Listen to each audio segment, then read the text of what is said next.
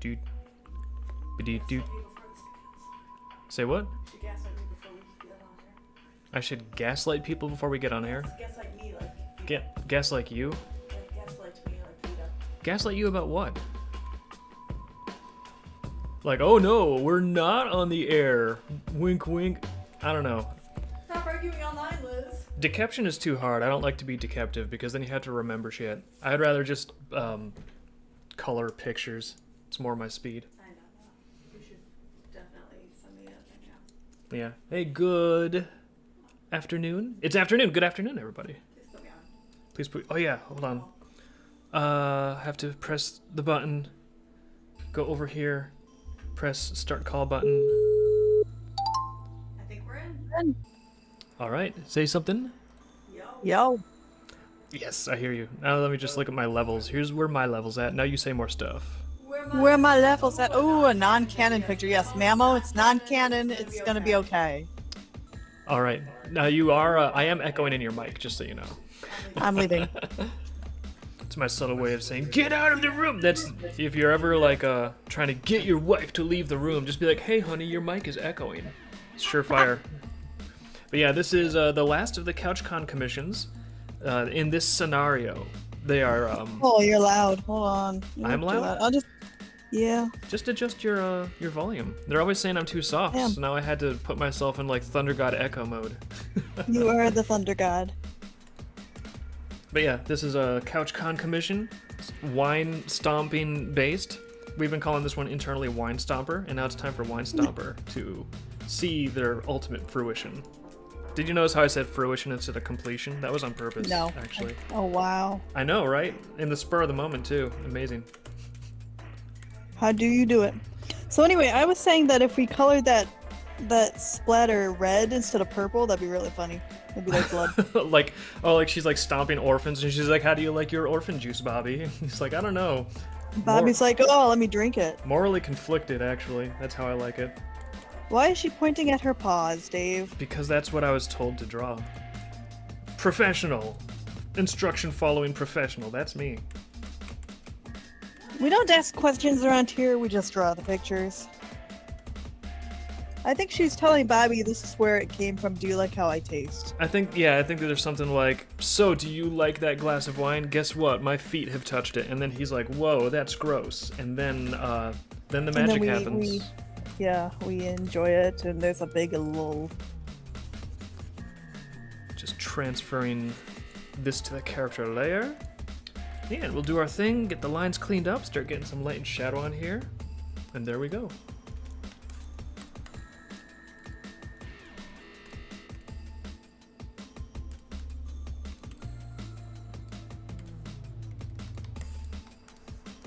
So I hope you guys are having a nice They're saying start this to your isn't week. that upsetting until you realize she goes barefoot all the time. Yeah, I think that's the crux of the appeal, I guess, is that she's barefoot. And then it's like, whoa, feet have been touching what I am drinking. And yes, if you in fact win a commission auction, that is what you will get to see. Alright, so anyway, not that this was a separate commission thing that happened in CouchCon, but anyway, so Rajak is saying that in censorship in Japan, they will color the red blood white, which makes it look way worse. That sounds like an interesting stylistic flourish, actually. White Yeah, blood. it does. Yeah, they do that. I've seen that, where they will color the blood white, so it's like, oh, it's not offensive, it's not blood, but it's like, well, then what is that? It's not milk. What is that? Well, if you're an android in like the Aliens movies, then That's not what that is. I don't know. I think people should just let artists cook and stop trying to be like, well, you can't show blood, and you can't do this, and you can't do that, and you can't do this. It's like, you know what? Just put a label on it that says like for adults only. There. Like if you like, obviously some content is not appropriate for younger audiences, and just say that. Just be like, hey, no kids allowed. There's blood in here, and that might disturb some children, because you know it might disturb Watch some out for children. the blood. Watch out for blood. But I think as long as we're talking about like fictional content, I think grown-ups should be able to create fictional content. People should be able to tell stories, and I think it's better to just actually Like, granted, white blood sounds like a cool stylistic sort of like feature, but that stylism, I'm on fire today. But that type of a stylistic convention is not going to match every flavor of story. So it's like that should be left in the hands of the artist. That should not be in the hands of like some bureaucrat being like, I am deciding what color you can use, and red is off the list for you. All right. Kind of wondering if alcohol like wine even measures up to fermenting and runa, or maybe if it gets used as a fermenting ingredient sometimes. Yeah, well, we have Fermente as sort of like a replacement beverage for alcohol, just with like a little more of a fantasy twist. So I think that whatever they do with Fermente, it's got to be a little more fun than straight up wine. So, Dragonlost is wondering what your opinion is on 3D animation mixed with traditional 2D because he sees your spaceship. Because he sees the spaceship. I think Spaceship. I think again it's sort of like, I would say it ranges from project to project. There's some projects where I don't like it, and there's some projects where I do. Not that I have an encyclopedic catalog. I just know like sometimes I see CG and traditional mixed, and I'm like, yeah, that looks pretty good. That's well done. Sometimes I see it mixed, and I'm like, not for me. What are my examples? I think, first of all, excuse me. What about Treasure Planet? Yeah, like Treasure Planet, I think they meshed it really well. They got like their cool literal space ships working pretty well. So that was okay. I wasn't like totally wild about it, but I was okay. I wasn't like pitching a fit over it as I was watching the movie. I got into it. I think Futurama looks really good because they put the outlines on it. Yeah, with Futurama, it fits the style really well. So Futurama, I think, is an example of doing it well. Also, if there's like a mixed media style, I haven't seen a lot of that Gumball cartoon, but I know that they do like, they put like photographs in there and mash up all kinds of different, it's almost like a mixed media feel. So obviously if you have that kind of stylistic convention going on, then having a bunch of wildly mismatched assets is actually sort of a plus. One place that I can say I definitely do not enjoy mixing 3D animation and 2D animation is every time I see an anime that takes place with like spaceships, and the spaceships are just really, really obviously CG, like rotated like models, and then everything else is hand drawn. It's just, that just grates for some reason. I just see that and it's like, oh man, that ship is very, very clearly a low effort 3D model. And I think it's not even necessarily the fact that it comes from a 3D asset, although there is a little magic in hand-drawn that I don't think you can quite replicate with 3D. But that said, I think the real issue I have in these anime scenarios is the cinematography.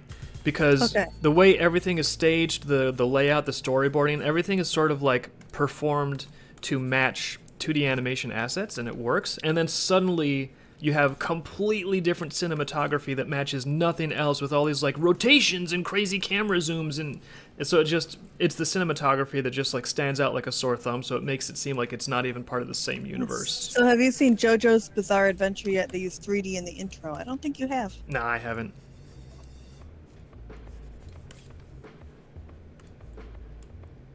I'll probably watch it at some point when it's like free on YouTube. I'll be like, time to watch some JoJo's Free Adventure. But I don't really pay for any like streaming subscriptions aside from stuff that makes package delivery cheaper. Yeah, talk to me when there's like a series out that's called JoJo's Free Adventures, then I'll be all over that.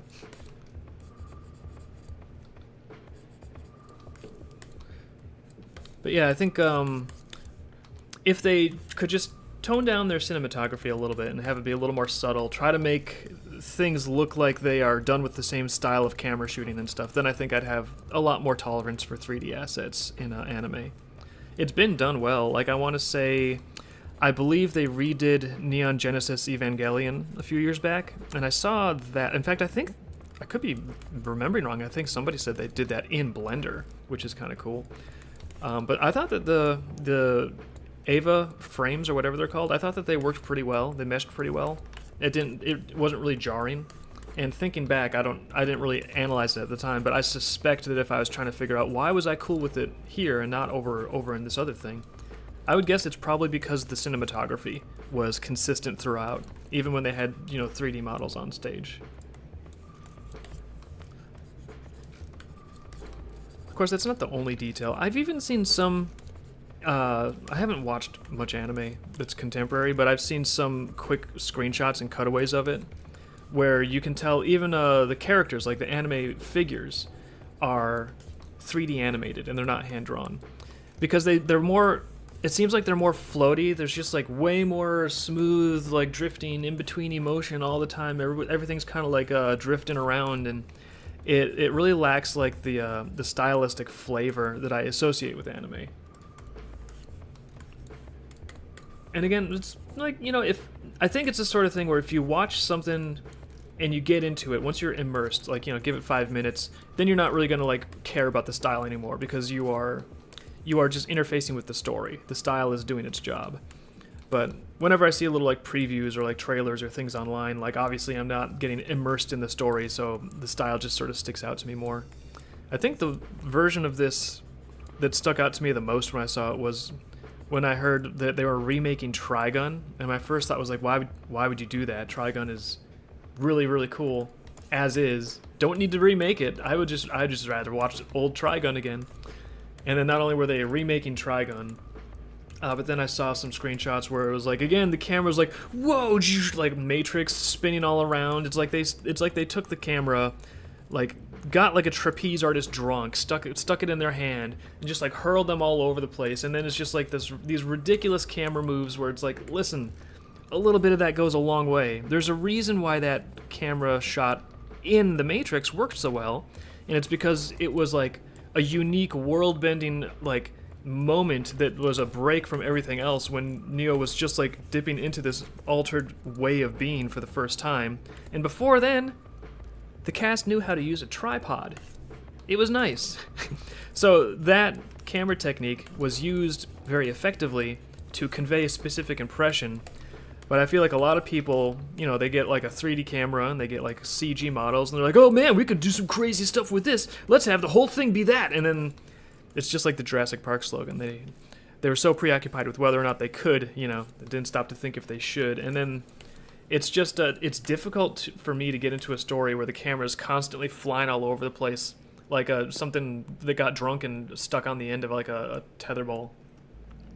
Because that's unrelatable. It's not how you experience life. It's not how you experience anything. So if it's like that for a sustained period of time, it just grates.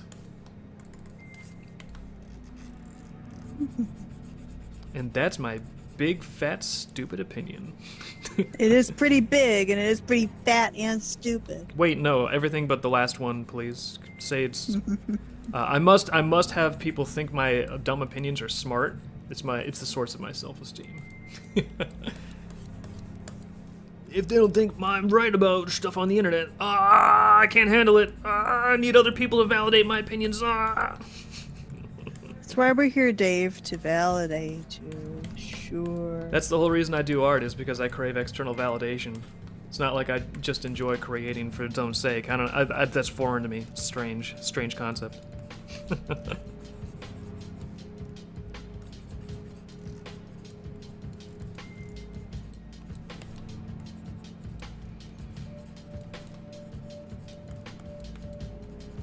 Just cutting out some of this foreground grass where it's going over top of E, so it's not on the character lines layer. And then later on I'll mask out the characters so we can see the grass in front of her, where it's supposed to be in front of her. Oh boy. Well, speaking of punching out lines on characters, Uh-oh. I've almost got the Golden Shores thing is going pretty good. It's art for the Ascension lore book, in case anyone's like, what are you talking about? But it's just the way it so happens with this composition. I got the pencils for the foreground character done entirely, and they're already separated out, so I just scanned that in separately. So you might be able to actually use that and have the lines already punched out when it's time for coloring the whole thing. Oh, okay. Yeah, just you don't have to use it, obviously, but if you want it, there's a scan where everything else is like blue lined. It'd be really easy to knock it out, and then the character lines are nice and bold there. Being humble by calling yourself stupid is a good characteristic, Dave. Well, you are the most humblest of humble. Yeah, pretty much nobody's as humble as I am. I think Weird Al was trying to vie for that title in a song, but I was like, you know what? I'm so humble I don't even need a song on the radio. Checkmate, winner, top. Top David. Gotta have a little fun with yourself.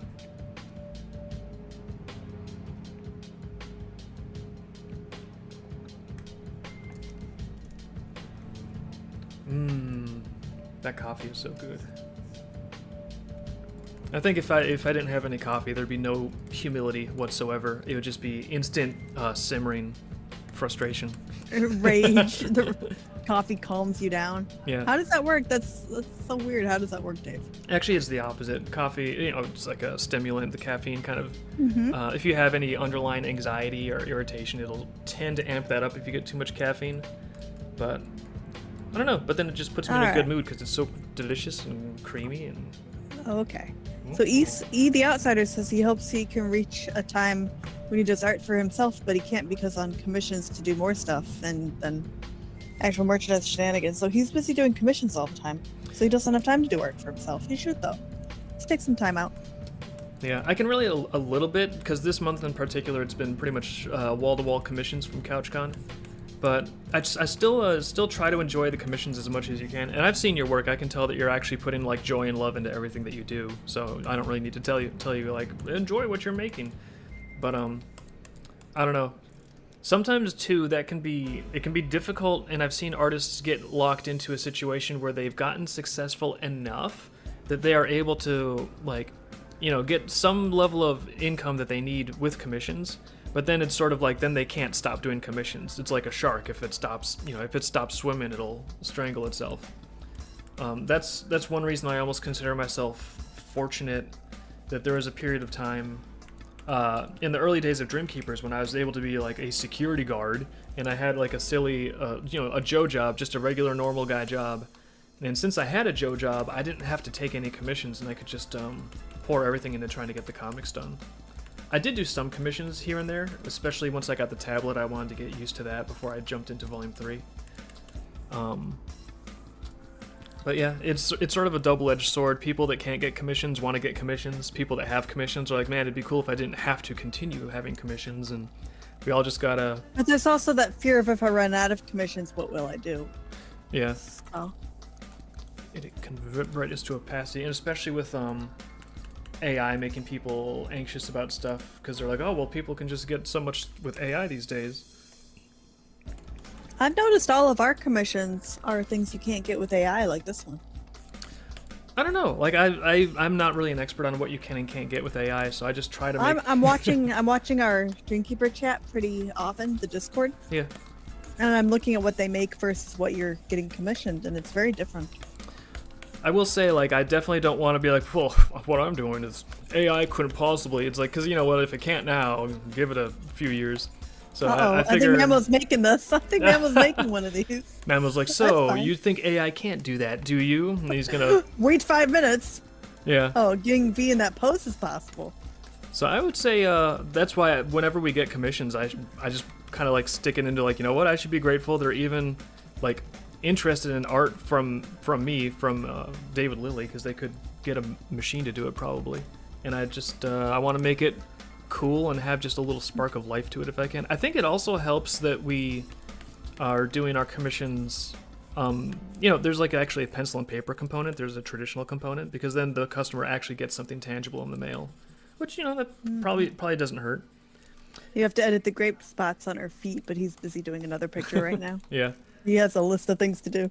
It's sort of I don't know if I'm like inflating myself too much to put myself on the level of oil paintings, but it's not as oil fancy. Paintings are overrated. I hate oil paintings. I kind of disagree. I had one that never dried. Well, what, never? I know it takes a few days, but it took longer than that, and I threw it out after I don't know if it ever dried. Uh-oh. I guess we'd have to excavate the landfill to double check for sure. But I was going to say, in general, I feel like oil paintings always are going to rate better for me. And I mean, obviously it depends on the painting. I'm not talking about someone just like that can't render anything or has no fundamental skills. But assuming it's like a good quality image, like it's a cool picture that I would want to put on my wall or whatever. Like a canvas art print, I would always rate lower than an actual oil painting, because the physical material of the oils like different paints have different translucency. The brush strokes actually have dimensionality, so that it interacts with the changing light in the room in a way that just like a print on canvas is not going to do. So, and I mean, a pretty print on canvas, it's still a pretty print on canvas. I don't want to say that it's like terrible or anything like that, but there's just something magical to real physical media, especially that has been like crafted by human hands. Okay, they want me to check the Patreon vote. Oh yeah, I think the voting is probably done now, right? I don't know. Yeah, it should be. I think it's either done now or it's like just a couple days out from being decided. Sketch of the month and fan art for August. Gotta check what the pledge pin is for August too. I need to get the next round of pins manufacturing. Cherry dominated the fan art. Oh, Cherry has emerged victorious from the fan art. Oh, yeah. So is the vote over? Is it official? Yep. All right. And it's August is going to be Cherry for the fan art, and then and then Aura is having her necklaces stolen. oh, and it's Aura getting her necklaces stolen for the. All right. Well, we have a fun slate. Oh, that has 13 minutes left. Oh, that has 13 minutes left. Well, is there anything that like is within a vote? I don't think there's going to be a whole lot of change in 13 minutes. Unless there's like a faction of voters, there's like, we will wait till the last moment and strike without warning. The other voters will not know what hit them. They will have no time to react. At the 11th hour, in the 59th minute, our will be known. So I took an oil painting class, and it was doing portraits of people. The teacher gave me a B, and I said, why did I get a B? And she said, so I'd try, like, so I would challenge myself next time. Uh-huh.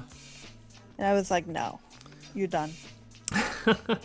Well, that is another entry into the book called Most Teachers Are Horrible People. I know. And I was like, well, no, I'm not going to try. Apparently you can just, like, change my grade based on your whim, despite what I do.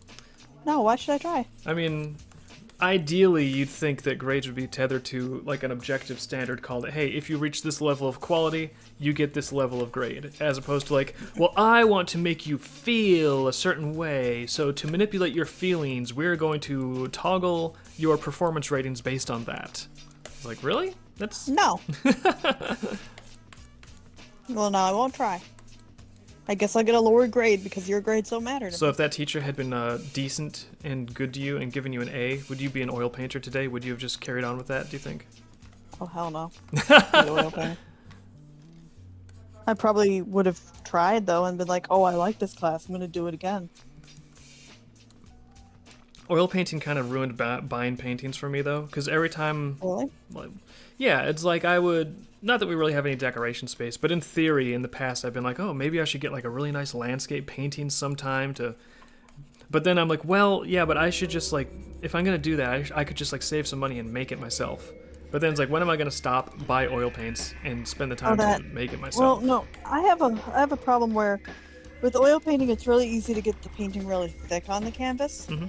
But then when you buy like a printed canvas, it's really, really flat and professional looking. Well, yeah, a printed canvas, but again, I think the thick brush strokes are part of what brings a painting to life within different lighting environments. So I would say that's a plus for me. Not that it's like, oh, however thick the brush strokes are, that's the only thing that matters, but, you know, if it's like a good, well put together, like vibrant image, and then there's also like some interplay between the texture of the surface and the ambient light, then I think that's pretty cool.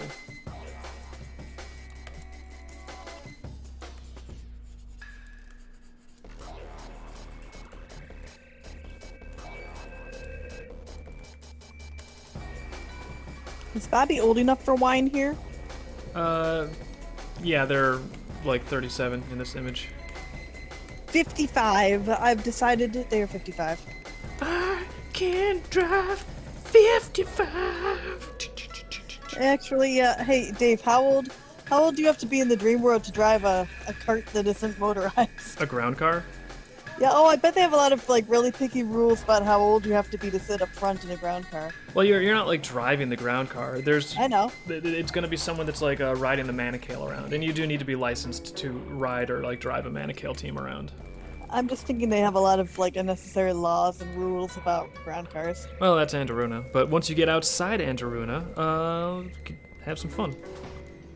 Then you can be free. Get drunk.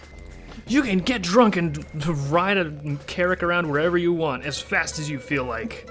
Drunk Kirk riding. But if you drive yourself off of a cliff, it's your own fault. 55. We need to search them for gray hairs. Says Dragon Lost.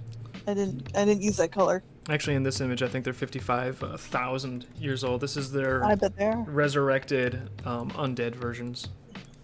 Well, you've been drawing them for like 20 years, so technically they're 20.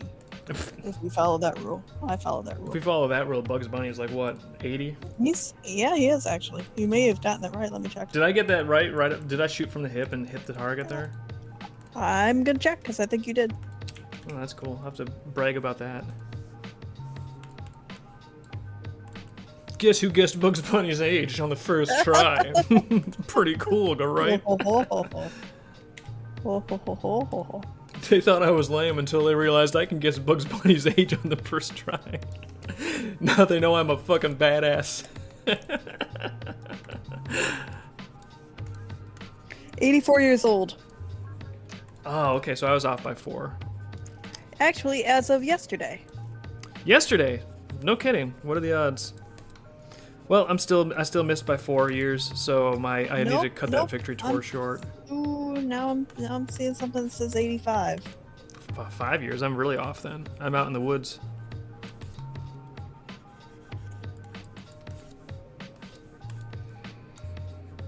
You're close. Doesn't matter. I was this close to being cool. That was gonna be my claim to fame as a Bugs Bunny age guesser extraordinaire. And I think V's bosom is growing with every new art. Just keeps on scaling up. Maybe it depends on how, I don't know what age we've decided she is today. I don't know what that is. I think it's more that, like, to a degree, you can say, oh, it's based on, like, how the fabric is hanging, but also to a degree, it's like, well, did you look at the model sheet that closely today, or did you not look at the model sheet that closely today? You never look at the model sheet. You just go off of memory. You're not fooling anybody. Mm-hmm. Dragonlost has decided that V is pregnant. She does look pretty pregnant here. That tracks.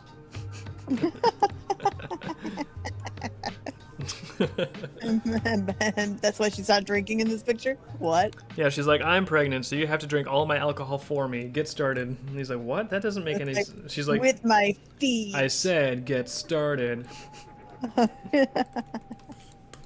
gonna make the glass on this transparent because you made the layer perfect for me to do that. I knew you. I know what you like. It's transparent layers. And then I wrote opacity so you'd know. I know. That's how I could tell. I was like, oh, I can make this have opacity. She does love me. And drink my wine juice, my footy wine juice. If I crushed those blackberries out there with my feet, would you drink that? Ew. Sorry, that's not my thing.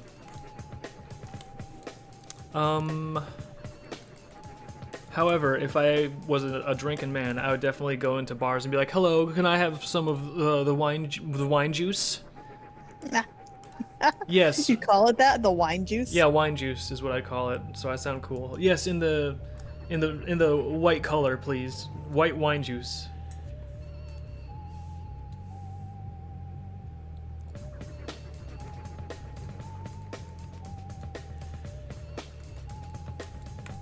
Be like the guy in the Western that goes into a bar and orders a glass of milk. And everyone in the bar's like, milk? This guy's a pussy! And then there's a bar fight, but they find out, no, he's actually the roughest, toughest idiot in the whole West.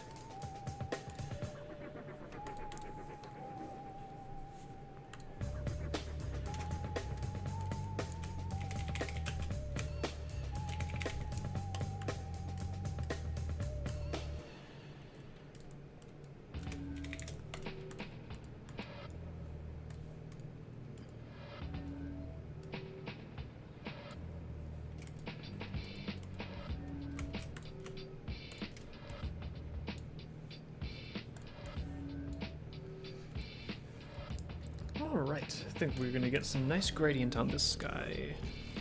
This looks like a pleasant, sunny day. I'm not gonna go nuts with like making it overcast or stormy or anything.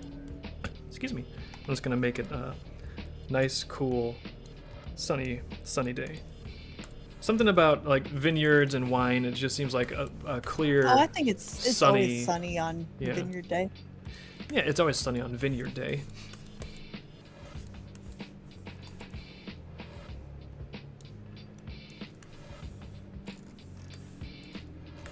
So I think we're going to see the Bad Guys movie tonight.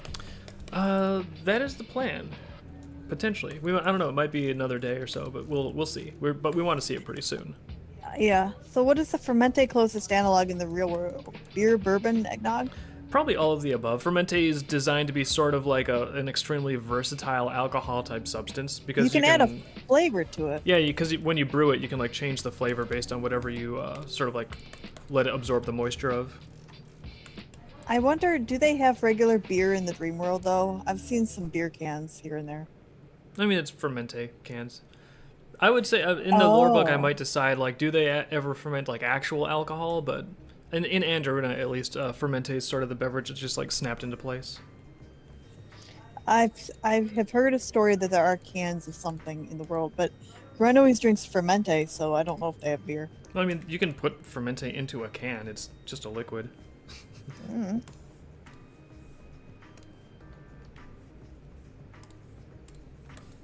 Somebody has headcanon that Serapeum has beer and wine. I don't know. I haven't been there. I have not been to Serapeum. Yeah, well, we'll get stuff nailed down in the lore book, which is one of the reasons I'm really excited to be making it. It's fun. Somebody wants to see Kaylee on a massage table saying, "Oh my God, lower."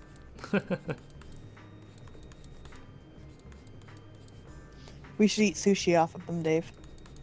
Did you crop it? You cropped again. Stop cropping. Oh, that was like a whole 60 seconds ago. You're behind the times. I know. But no, we've already done sushi eating. That was last week. Okay, I know. Is there a Fermente Light, like a Bud Light joke? Oh yeah, you can water down anything. Basically, Fermente Light is just abiding by Andromeda regulations, which is why nobody wants it. Ew, the law. Legal drinks are boring.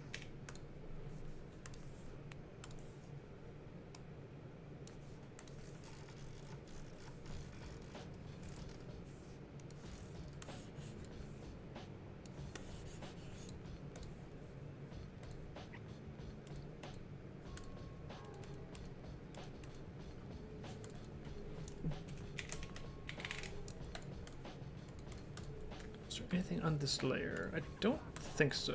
Sometimes if you want to know, is there something on the layer? Put like a stroke on it, like a big red stroke. And if you don't see anything, there's nothing there.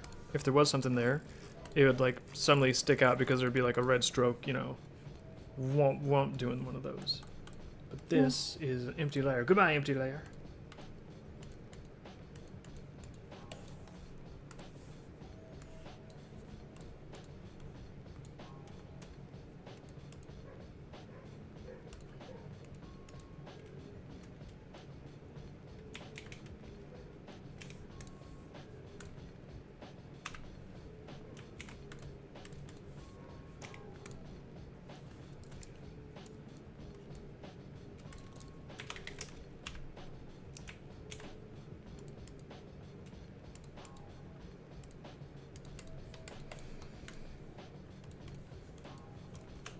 Alright, let's get some nice little gradients around things.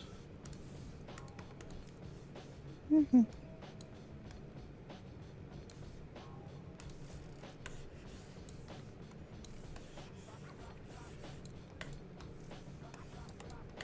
gonna have some nice dusty dirt, and then it's gonna have grass and stuff on it. That's fine, but I'm questioning the wine with the dirt. What's the question? Like, can wine interact with dirt? Answer yes. No, I'm just dirty wine. It just occurred to me that there would be dirt on the. Oh no! What? Whoa! No! What, like on the wine that fell on the ground? You're just now being like, wait a minute. If a beverage is poured into the dirt, it's no longer drinkable. Like, is this a revelation No, to you? hey, I was thinking about the feet. I was not thinking about the ground. Well, I mean, look, her feet are up off the ground, so there's no mud on it yet. Might get muddy later. Somebody, okay, so E the Outsider was talking about an indigo artwork for September. Bullfighter costumes for Cinco de Mayo. Oh, that could be fun. Yeah, I mean, if you want to submit that idea, you can. I'm not really familiar with those outfits too well, so you could try it. Is Cinco de Mayo in September? I thought it was like May. I think it's May 5th. Okay, for a minute I was like, September, yeah, Cinco de Mayo. Wait, September? Am I wrong? I thought it was, yeah, like springtime. We could draw whatever we want all year round. We don't have to organize anything. The Cinco de Mayo police will come for us. We have to be careful. They only come once a year in May. No, if you do a holiday in the wrong type of year, there's probably some sort of holiday based like some holiday watch. No, it's holiday appropriation. Holiday appropriation. Yeah. If there's not a holiday watch, there should be, because every time we go into Hobby Lobby, it'll be like in the dead of summer, and they'll be like, Merry Christmas! So it's the season of Jesus' birth, and it's like, no, it's not Christmas! It's the middle of July, you lunatics. What's the matter with you? They're like, no, baby Jesus is coming to my house now, right now. He can come to your house too. It's time. It's time to buy ornaments and garlands and trees, Christmas trees. And it's like, no, it's not. It's time for, like, annoying beach-related merchandise and summer-themed things, you maniacs. It's seashell time. It used to be like you'd go in there for like some cool Halloween stuff and see Christmas creeping up, and it's like, whoa, whoa, whoa. Not before Halloween has had its say, sir. And now that boundary has been crossed so long ago. You'll just... Dave, Hobby Lobby doesn't even do Halloween anymore. They have fall for like a day, and then it's Christmas. Well, they're afraid of Halloween. Like, they do harvest autumn season because for some reason they're like, yeah, like All Hallows Eve. Which I believe they did it 1 year. For 1 year, they had a little bit. And I bet people complained. They're like, I don't know about what are you doing satanic holidays for? Jack-o'-lanterns, those are pagan rituals. I'm scared by jack-o'-lanterns. I don't like people trick-or-treating and having fun. Stop it. If I don't like it, you don't like it. No, the only reason Hobby Lobby has fall is so people can do the fall wreaths. That really is the only reason. Otherwise, it would always be Christmas. Well, I like Christmas only after Thanksgiving. And apparently, nobody in retail agrees with that. They're just all lunatics. You don't even like going into Hobby Lobby. I don't make you go into Hobby Lobby unless I really need you to come with me. There's one exception that I like in Hobby Lobby, and that's their treasure chest area with cool little treasure chests. That's kind of cool. They got treasure chests, but... Well, and Mamo doesn't have Halloween as an official holiday, but he still sees people walking in scary masks and costumes because it's fun. Oh, that's cool. Spreading. It's spreading. Yeah, see, it doesn't even need to be like an official holiday. It's just... It's a colonial thing. Yeah, it's like costumes, masks, it's like spookiness. It's just fun. I need to go to TJ Maxx and look at the decor, though. It's Halloween now, technically. No, it is not Halloween now. It's still the middle of summer. It's not. It's like, if anything, it's back to school. I need to get over there and look at the black cats before Christmas comes. Because when it's Halloween, Christmas is coming. I'm tired of retail deciding that seasons are offset too much. This is why we need holiday police. Like, and if I get arrested for doing Cinco de Mayo in September, it's a small price to pay for everybody putting Christmas back where it belongs. Christmas time. Arkton says if Hobby Lobby did Halloween, they'd get possessed by Spirit of Halloween. Spirit of Halloween does some decor, but it's not as decor as Hobby Lobby. There's no fighting. To be fair, I don't think the same women who shop at Hobby Lobby go to Spirit of Halloween ever. The people who shop at Hobby Lobby don't have kids. That's a fact. Yeah, Spirit of Halloween will have like a Ouija board section with like glasses that are Ouija board themed and stuff. That would not mix with Hobby Lobby at all. No. You know this is fact. Hobby Lobby is all about autumn leaves and pumpkins and turkeys. Although if Hobby Lobby put like a Ouija board or spiritualist like scary section in Hobby Lobby around Halloween, and then right across from that had like I don't know, something about like, oh, but here's where you can buy the crucifixes that'll protect you from like they'd probably sell a bunch of crucifixes because they'd be scaring all the ladies into getting them. They do have a crucifix section. Yeah, see? If they want to increase the sales in the crucifix section, they just need to ramp up an occult section right opposite of that. So all the old ladies will be like, oh no! Oh, I need protection! And then they'll run over and grab the crucifix. Okay, so why is V a wizard in the latest Halloweenish arc? Because the outfit was available? She made that outfit. She wanted to be a sorceress.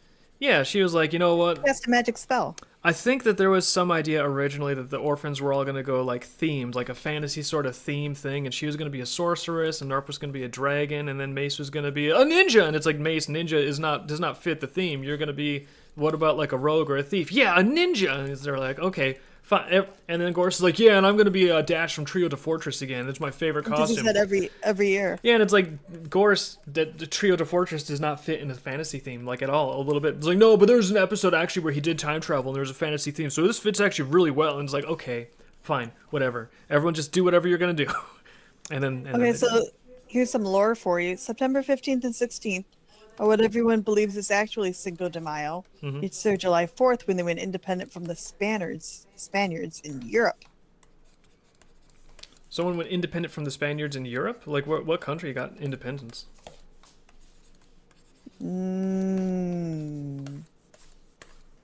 We'll find out.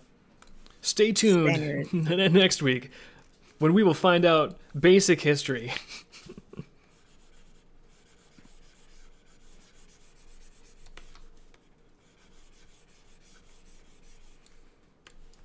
Wherever E the Outsider is from. I don't know where E the Outsider is from. We'll find out.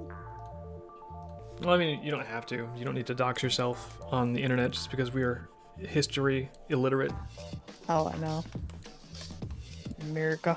There, a little bit of wood grain painted on that barrel. Oh, I forgot. No, I mean, I didn't forget. I like making you work. You have to get your wood grain right. I know what to do. Yeah, it's fine. It's all good. Let's put in some. Oh, hey, Chomps. What's up? Uh-oh. What? Chomps is visiting me in my corner. She's just tasting around here. Going on a tasting tour. Yep, that's what paper tastes like. It still tastes like that.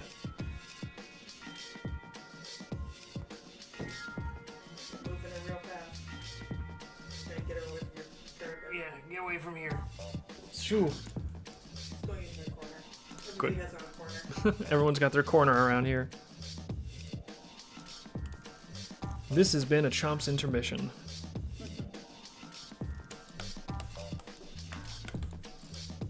She's moseying. Moseying, that's a cute word.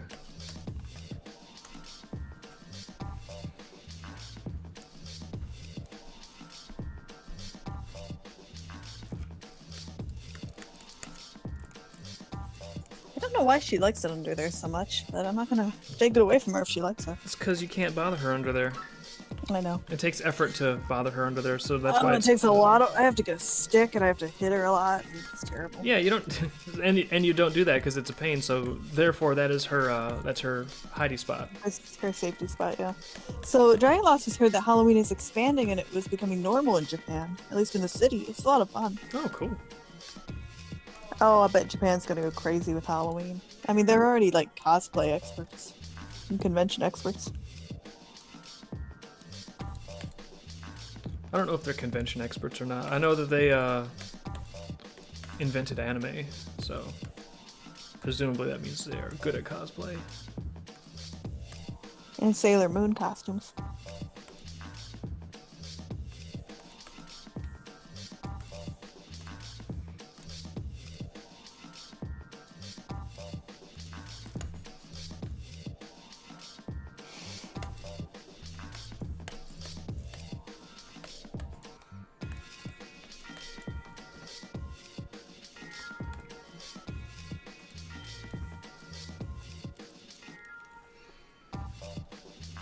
Yeah, this is looking pretty good. Time to grab a few textures, and then we'll start getting the detail light and cell shading and all that stuff in there.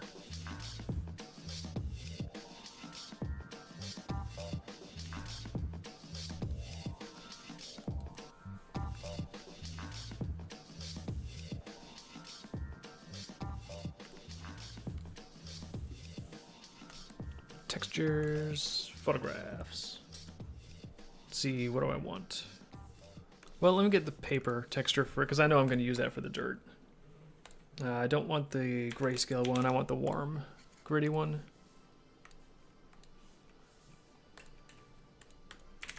There we go.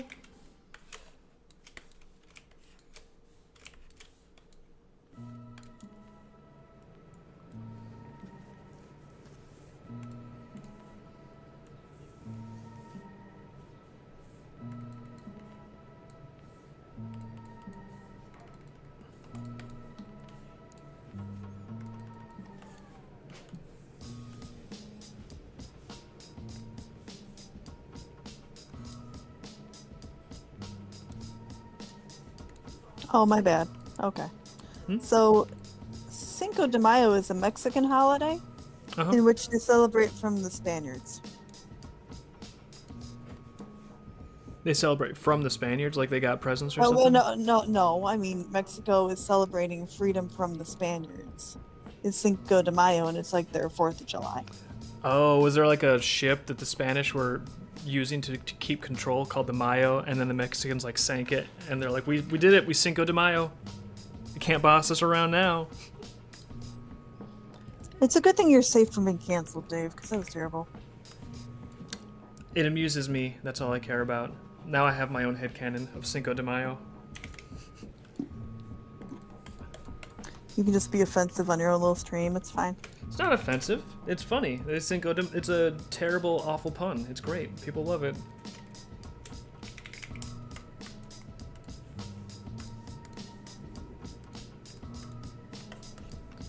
Yeah, paper texture good. But, let me see, I know I've got tree photos in here somewhere. Might put some foliage back there. Okay.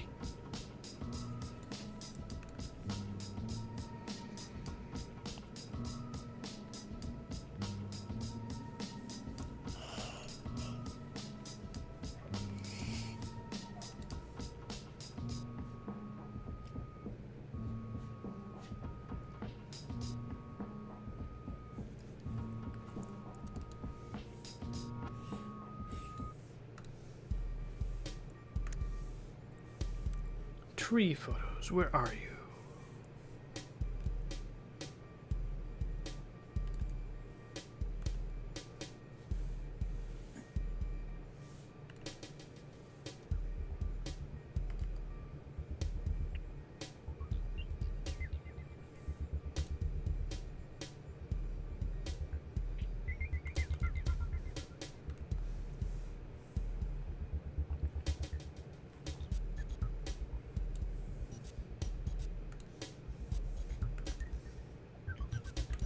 This is a good tree photo texture. I'll use this one.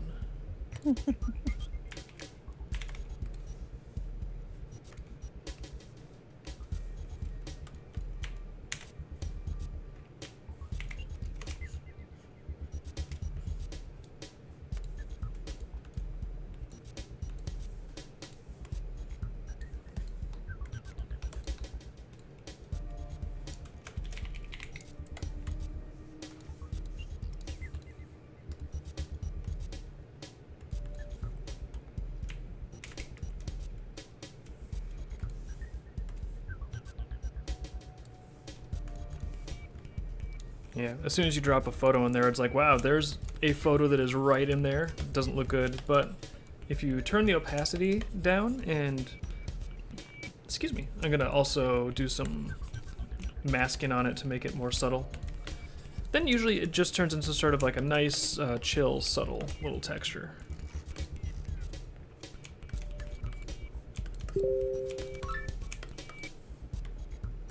So for me, that's the technique with putting photographed textures into things is just make it subtle and then it's nice.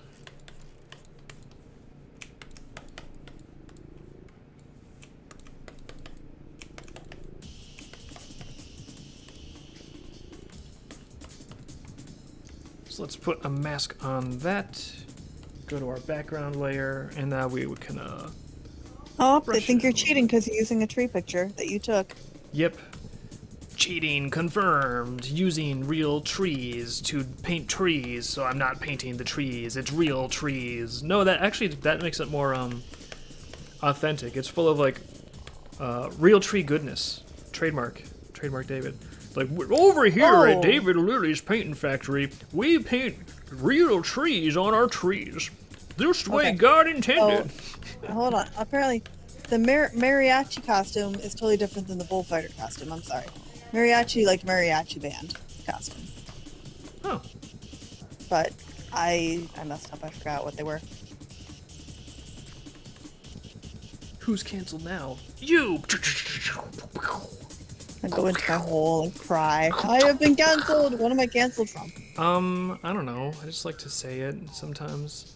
I like to be like, look who's canceled when I walk by to Chomps, and Chomps is like, what the Chomps just like Chomps just tastes the air to be like, do you matter? What are you talking about? But it doesn't matter except to me. I just feel good because someone else is canceled. Canceled. Got him. I got him. Do you get things when you cancel people? No. A 3-second burst of dopamine, which is really all I need. Okay. So those are earth trees, but not Andarunas. You don't know that. You don't know where Dave took that photo. Yeah. Well, I do. Also, we don't know where they're stomping wine either. Maybe this is Earth. Well, I will say, Andaruna has a lot of love leaf trees, especially in the Starfall Forest. It's like almost all love leaf trees, but they do have like normal trees as well. However, for this illustration especially, they wanted like a vineyard and like wine and drinking and stuff. So I was like, you know what? I feel like they want something that's more like recognizable at a glance. Like, hey, this is a vineyard. I know what a vineyard looks like. So, stick a barn in there, some like normal trees. If I made the setting too specifically dream world and fantasy-ish, I feel like it would start to detract from the desired impression of the piece. I know. Anyway, they say I should hug you for 10 seconds to overwhelm his dopamine. I don't know if that would work. Oh no, it totally works. 10-second hugs are perfect. I like those. Okay, and apparently you have more chance to be canceled than I do. That's because I'm unstoppable. Unsloppable? What does it mean when you're unstoppable? I'm unsloppable. Try to spill something on me. You can't. I got a grape on my feet. Can't stop, won't stop. I'm too cool. If anyone ever comes onto the internet, people be like, "Oh, you're canceled." I'll be like, "No." Yeah, if anyone on the internet's like, you have been canceled for this, you'd be like, I'm sorry, that's not correct. Actually, I'm unsloppable. Perhaps you did not get the memo. Yeah. You might have been mistaken in thinking that I was sloppable. I'm not. I'm actually technically unsloppable. Thank you for your time. Thank you for your attention in this matter. I know.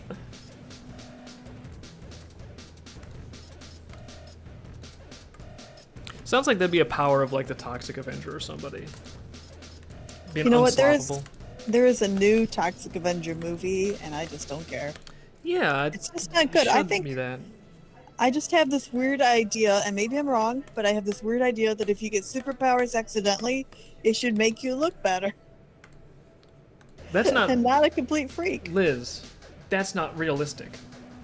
Realistically, if you get blasted with radiation, it actually is a bad thing. I know this because I took physics in high school. Yeah, but if you get blasted with radiation, then why would you get a movie? Because people will pity me when they see what happened to my face. Like, hi, I've been blasted by radiation. I have 3 days to live. Would you please make a movie of me? And they're gonna be like, are you with the Make-A-Wish Foundation? I guess we have to now, don't we? They'll be like, oh, I feel bad for you, Dave. We'll just call you a superhero for the 3 days you're alive. Mm-hmm. But I'll spawn an AI version of me that will monitor the situation from cyberspace indefinitely to double-check if they made a movie or not of it. The chat is an expert on radiation and how it hurts you.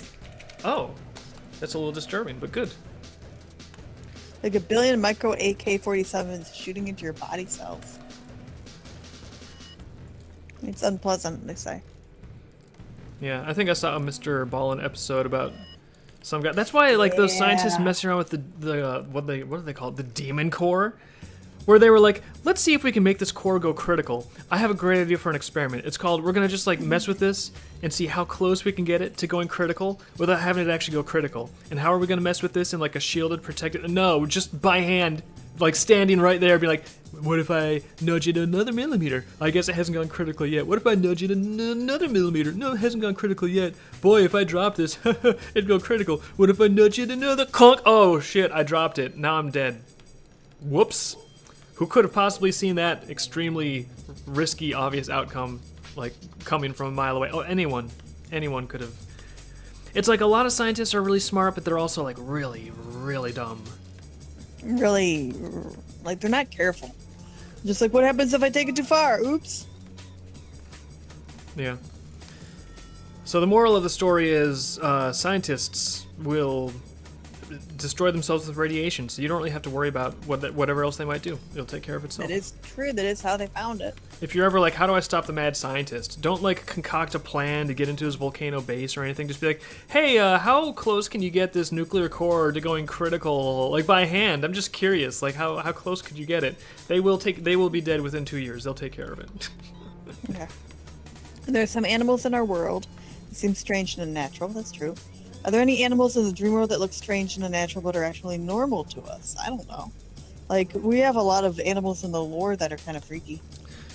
Yeah, I can't wait to get some of the lore out. I know that it's already technically out on Patreon and stuff, but I think having it accessible in a book, it'll just be a lot easier for people to look up. Speaking of the animals, actually, I was gonna ask if you run into like any heaping mounds of spare time. If you want, right now they're blocked in with just solid colors, like I think solid tan fills. But we could, I think we could stand to get some color in those. No. No? You've declined flatly? I have reasons. Why? Because if you color one of your lore things in, then you have to color the other lore things in, otherwise it won't stand out. No, I don't. And then you have, yes you do. No, I don't. You will. No, I don't. You will. No, I don't. You will No, to I make them don't. all consistent. No, I don't. I know No, that. No, I don't. No, I You don't. will. No, I don't. You No, I don't. can't No, I avoid don't. it. No, I don't. No, I don't. No, I don't. So I said no, I don't, like way more times than you said you will. So I think that means I have won this conversation. I think. But I have predicted the future. I said things more Well, times. oh, hey, do you know what you won? Do you know what you won? What have I won? What's my prize? The ability to color in that lore with your own colors. Oh no, I played myself. Now I'm gonna color in all the creatures. I will too. I color block. I block them in. I don't know what colors you want them to be. That's true. I don't even know what colors I want them to be, but there's one way to find out. Oh, Mamo is having trouble with your white lines. Sorry, Mamo, it's a challenge. With my white lines? Yeah. He can't remove them with a click. He has to work to edit your stuff. What white lines are? It's Is he talking about my blood? It's supposed to be. I just can't make it red because Japan loves it white lined. Is all.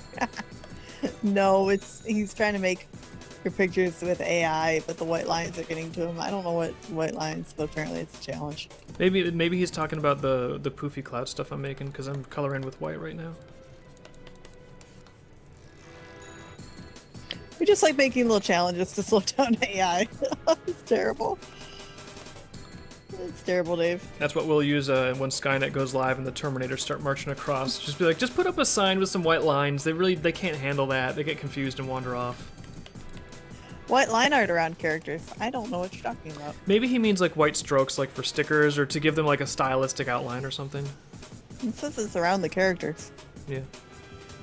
I don't know.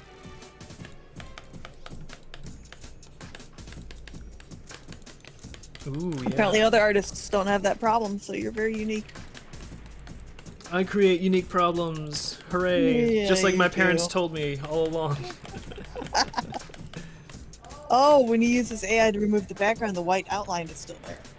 Oh, yeah, I thought remove.background like did a better job than that. Maybe there's other remove background Just sites remove out it there. manually. Maybe it's the line thickness of yours confuses it. Make a little challenges, don't you? I don't know. Irreplaceable.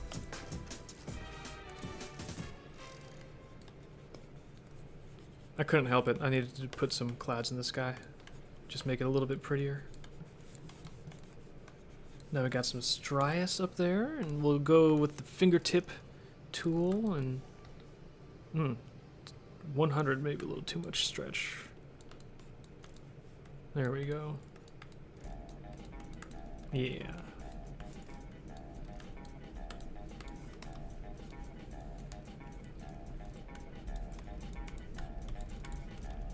Yeah, the fingertip tool is really good for doing like wispy curls of fog or clouds or things like that.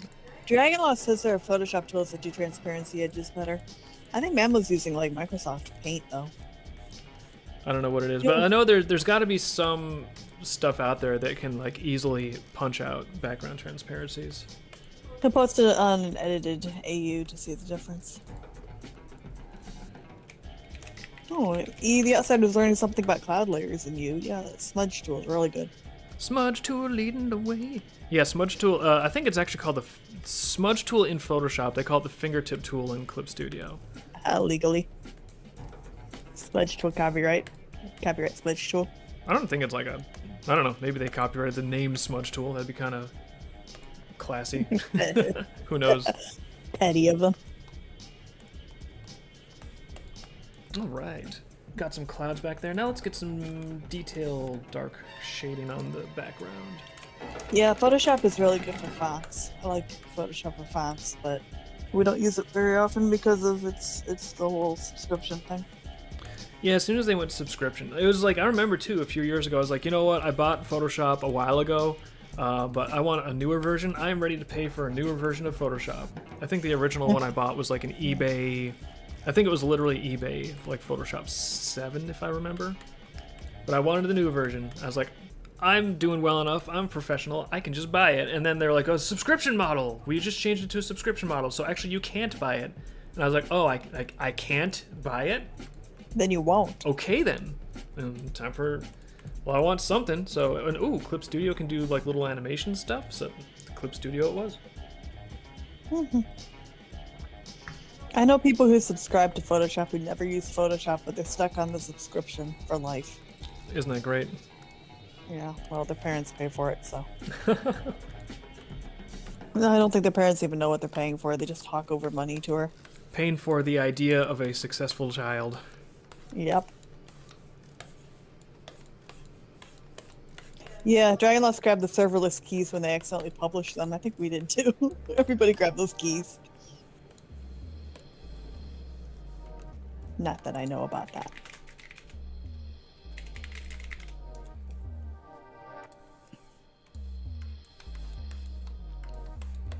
I think there's definitely going to need to be some atmospheric perspective in this one.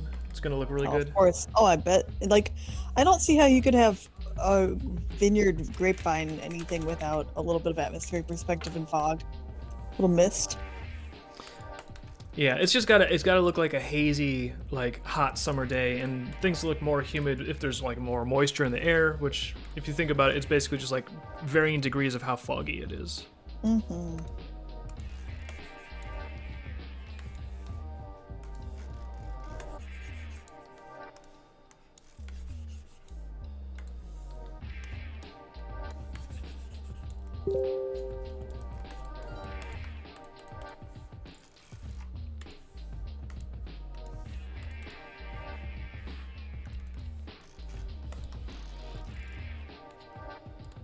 Oh yeah, I think definitely a little paint brushery.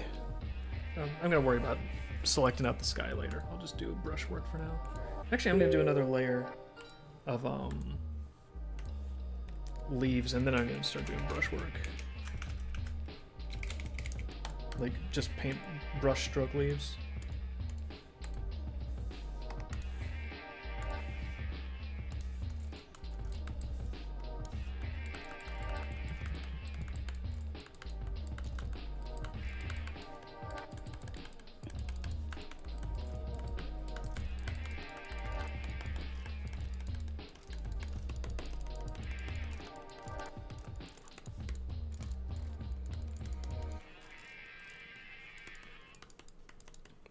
I do like a lot of the brushy sort of presets in Clip Studio. It's just nice for paint effects.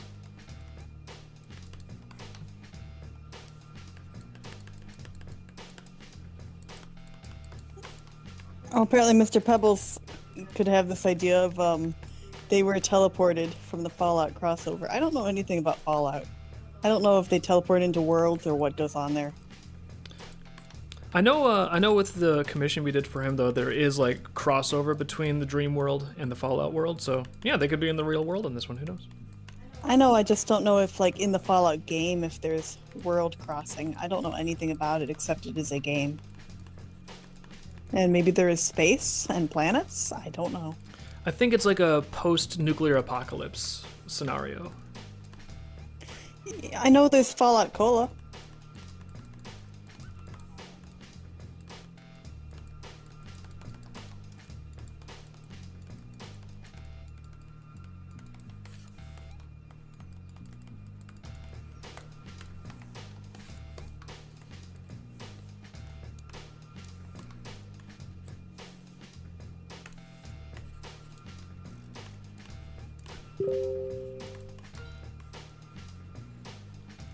Yeah, Nuka-Cola.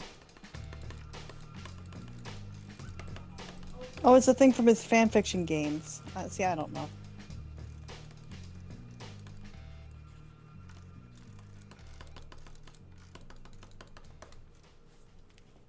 I don't know either, but I know this scene needs blue shadows because there's a big blue sky up there.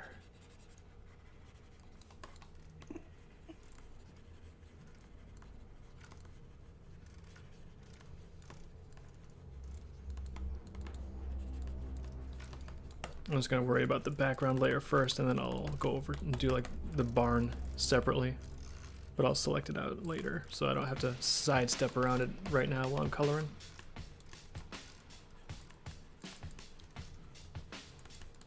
I decided to make the barn kind of a pastel off red because I thought red was just a little too fresh and bold. Yeah, I think Had a that's little bit of age to it. I think that's perfect. Like it's been weathered for a little while, the paint is faded. And then that way It's too, really- yeah. when people look at the scene, they're not just like, "Whoa, gigantic red barn!" and "Oh, I guess there's characters in here." I didn't see the That's characters, exactly you know. Yeah, I don't like using a bright red on anything unless it's like an eye color and it's supposed to be that way. Yeah. I knew that that background was going to be pretty muted and like hazy compared to the rest of it. Yeah, no, that barn is perfection. You got just the right tone of red on there. Yep, and that means that the white part has to be a cream, so it matches. Indeed. I just want the whole scene to look really nice and pastoral and relaxed. Okay, so they're saying the Fallout game, like, maybe we'll see a Fallout game with time travel and dimensional rifts, but that would be a copy-paste of what Valve already did with Half-Life. See, I don't know the difference between Fallout and Half-Life. That's all the same to me. Fallout is got Nuka-Cola and like the blue and yellow uniforms, and Yeah. Half-Life is I think it's like the John Freeman. Remember the meme videos we saw? It's like John Freeman and was like running around and Yeah. like that's and he's Half-Life. like an army guy, Yeah. but so it's Half-Life worlds and time travel. I don't know. I've never played these games. I am I'm just a humble art goblin that goblins around and makes art. You don't even goblin around. It's pre and after nuke disasters. So, okay, well, that's Oh, so one is like before a nuclear disaster and then one is after. Maybe they're like, you could like pretend they're part of the same continuity or something. I don't know if that's true. Maybe we're not reading it right. I find it very strange if one is pre-nuke, one is after nuke. I don't know. Well, there's definitely going to be post-apocalyptic stuff, and I guess there's like a... Yeah, And then I some just games didn't are even- about preventing an apocalypse, so it's like, well, if you lose at preventing the apocalypse, then you get to play the post-apocalyptic game. I just didn't even know they were the same company. That's how aware. I don't even know what game console it's on. So. I think I'm they're just PC, not aware. pretty sure. Oh, okay. You could just tell me it's Xbox. I wouldn't know. It's actually the new console. It's they call Okay, it the yeah, shuttle it's- console. It's only available in this International Space Station. Okay. Well, I won't do that then. Everything I need to know I've learned from chat, so just tell me garbage. Chat would never steer us wrong. They would never tell us funny, incorrect things. You can trust them. This is my assumption.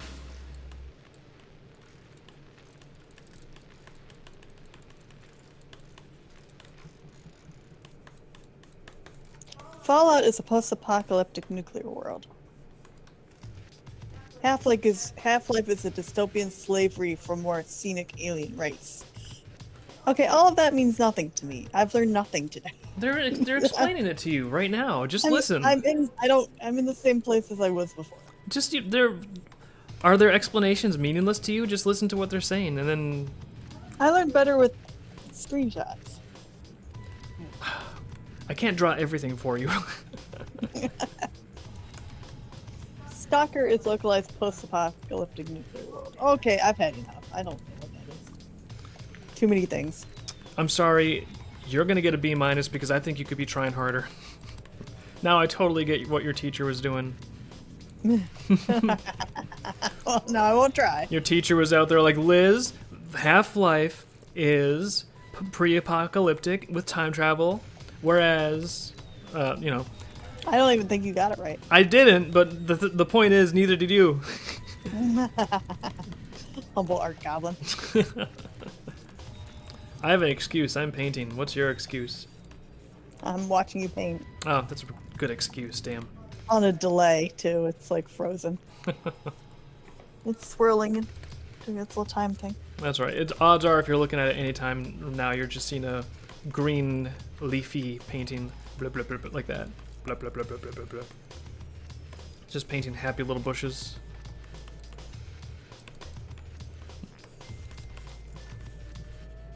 I wonder if Bob Ross has ever painted like an angry, unhappy bush. If he's like, this one, I don't know what's wrong with this bush. Normally they're really happy little chill bushes. They're just having a nice day. This bush has some problems. Maybe this bush was like mistreated by his parents, but he's just really, I'm getting a lot of anger from this bush and I'm not sure why. I'm not sure what his problem is. I don't think Bob Ross makes mistakes. Yes. Apparently he would paint some barns that were questionable. Apparently he can't do right angles. He can't do right angles. Just happy little bushes. Happy little splats. Happy splat. And then one day there was a very angry bush. Don't know why. He gets the same sun as all the other bushes, the same water, same air, but he's very unhappy with his lot in life, and I guess it's just goes to show you it's a lot on the attitude that you choose as you grow and stretch your little branches out to the sky. Some bushes are reaching their little branches up saying hallelujah, and then other bushes are reaching their little branches up saying, I don't know, something nasty.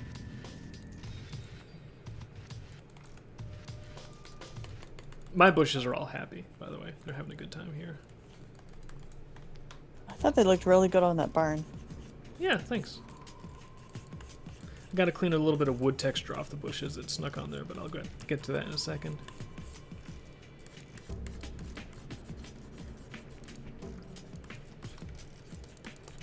I like this gouache brush. It's got like a nice little texture on the fringes of it. Really good for backgroundy stuff.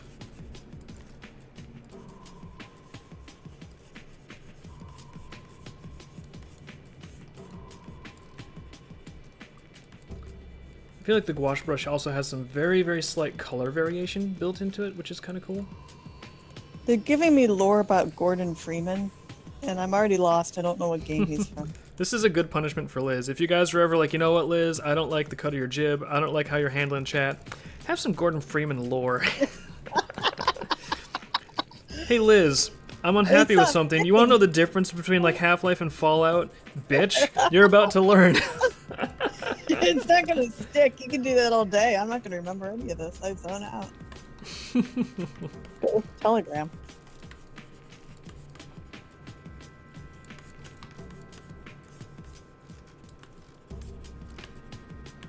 So would that be like your nightmare game show? It's just like, we're here at Liz Lily's game show, and it's called Can You Tell Half-Life from Fallout 2? Your first question. You don't know the difference either. You'd fail at that game too. I don't know the difference, but that's why I'm on the attack. So people think about you don't know the difference, and they don't think about that I don't know the difference. Just attack, attack, attack. Never let up. Attack, attack, attack.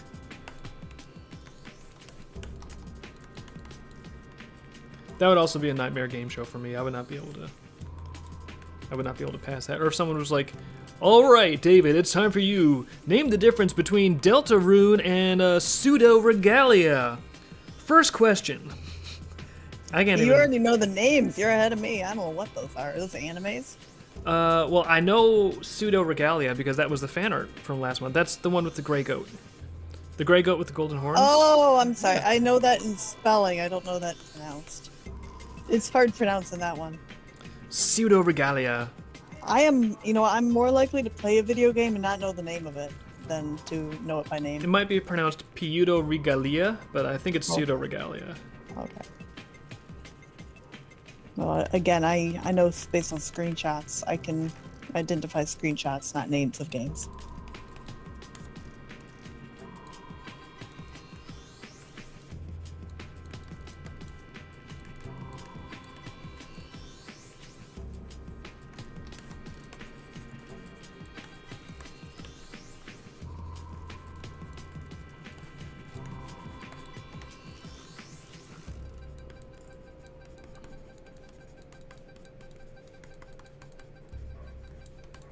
Yeah, the more I work with this little gouache brush, the more I think this is a good candidate for some of the painterly sort of background effects. Oil painting is good too, but the gouache seems to have a really good sort of natural blend to it, which is kind of nice.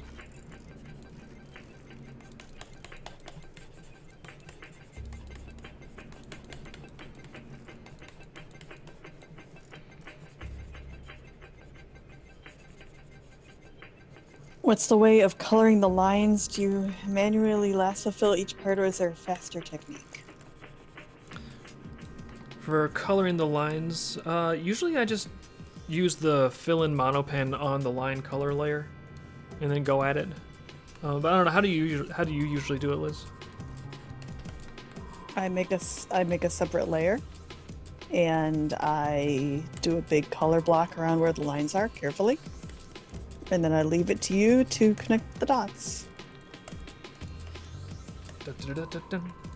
It has to do with the layers, and I think is it the lighthouse tool, or is it a Yeah, the multiplier lighthouse layer? tool is handy. Yep, that's how we do it. Is lighthouse tool. Actually, I've even I was doing some color blocking on the map the other day, and I figured out wood grain. You don't need to be open still. Tree leaves, goodbye. Paper texture, all these textures. You guys, you're good. You're go on break. You can chill in your trailer. But I was on the map. I was actually realizing you can use the lighthouse tool on a raster line. It doesn't have to be vector, so that might actually be a way to accelerate told some me. of the. Yeah, it doesn't make a completely clean selection the way the lasso tool will. Man. But it could at least be good for like making a base layer, or if you start out with a clean silhouette. Yeah, but then I have to go through and I have to pick and like monitor everything. You would have to go through and like scrub it, but Ugh. it might be worth experimenting with just a little. Like if you Maybe. experiment with something and then find a way to like be faster forever, then the experimenting know. time pays off. I love the grass texturing so far, kind of fitting for the oddity of Dreamkeepers in a human world. Oh, thank you.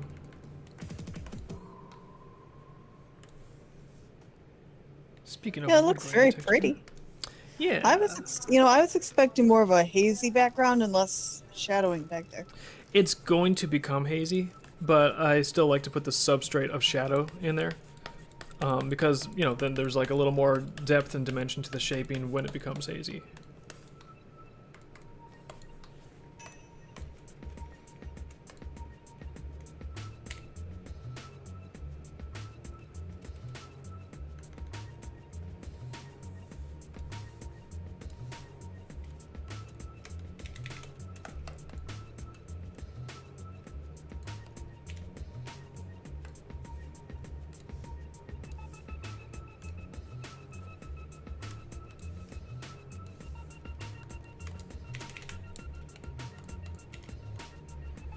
There we go. Barn time. Detailed darks. Action.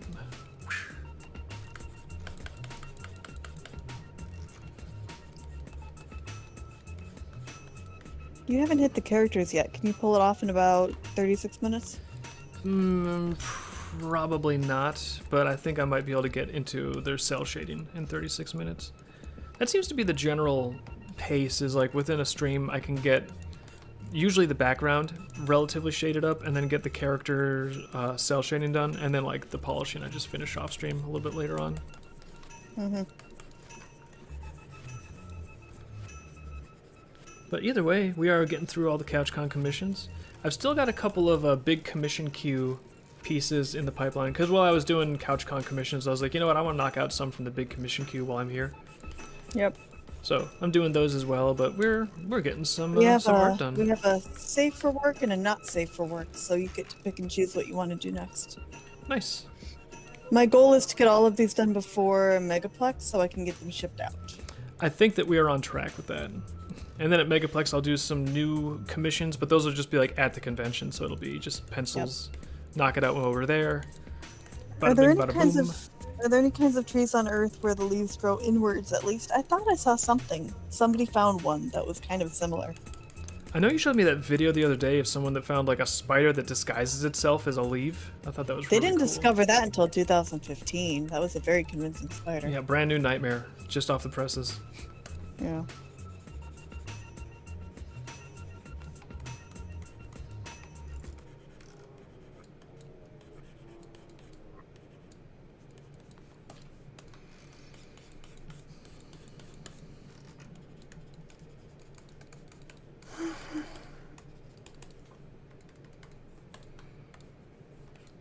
Alright, and we have the basic shadowing for the background here. Now I want to do highlight layer and some atmospheric perspective.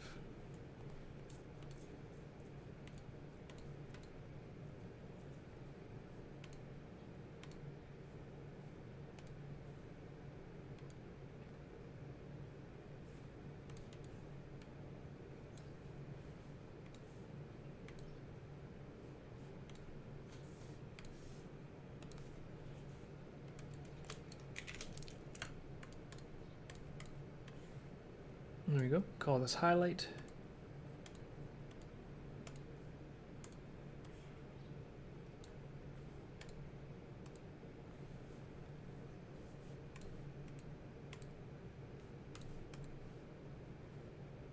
I love your clouds. I wasn't expecting such a detailed cloud situation back there. Oh, thank you.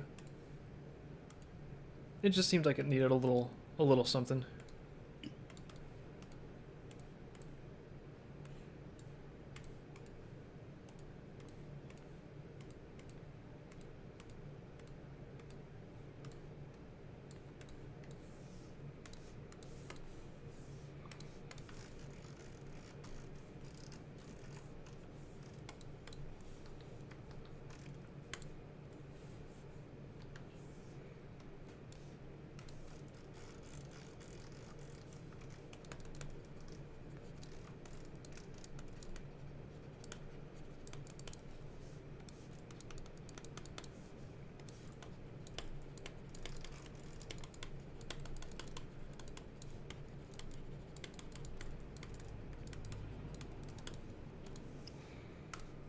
I know you're going to put shadowing on the characters, but this is so, like, if you left it without any shadowing on the characters, I would believe it was like an animated scene.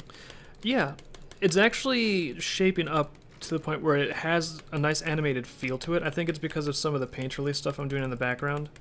Mm-hmm. So I will be doing shading on the characters, but I think it's gonna look better if I make the shading on the characters relatively subtle. Like give it like a nice light touch.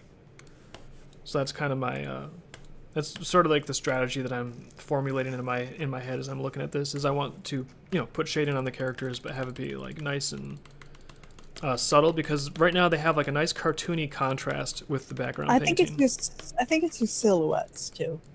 Yeah, the silhouettes are working nicely. I like how the silhouettes came out on this. It's one of the key things is if you're doing like anything cartoony, like it's sort of like with painting and lighting and shadow and everything, the most important thing before you get into any color theory or hue or saturation is like value contrast. It's the most important thing. And with characters and like posing and cartooning and body language, the most important thing is like, well, what's like the silhouette? Does the silhouette read well? Because if the silhouette reads well, then that's like 90% of it right there. And if the silhouette's not reading well, then you could put a lot of detail and stuff on top of that, but it can look confusing a lot of times. I've seen sometimes where people are doing like action poses or something with silhouettes, and it's just like if all the limbs are sort of on top of each other or springing out from the same point in the background, it turns into something where you look at it and at first glance you just don't even know what the hell is happening. It's just very confusing. And it might even be correct. Like sometimes if you're like, oh well, I used a photo reference for this, I used an athlete that was really doing this, and this is correct. This is what it looks like. It's like it might be completely true to a photo, but in terms of like looking at it as a cartoon product, it's not like, you're not going for photorealistic accuracy. You're going for what effectively communicates the cartoon idea the best. And a lot of times, a quote-unquote right photograph does not effectively convey the cartooniness of the idea accurately. The photographs can be really confusing, in fact. Like, I've seen some, like, sports photographs where it's like, wow, this anatomy, I know it's right, but it looks wrong because of how bizarre this action photo is. So, it's, I don't know. Silhouettes and readable poses are really important in cartooning stuff. Yeah, this highlights layer is doing very nice. Let's get... Yeah, Memo remembers a YouTube video on designing a character. Oh, cool. We should be able to recognize her by a silhouette. Exactly.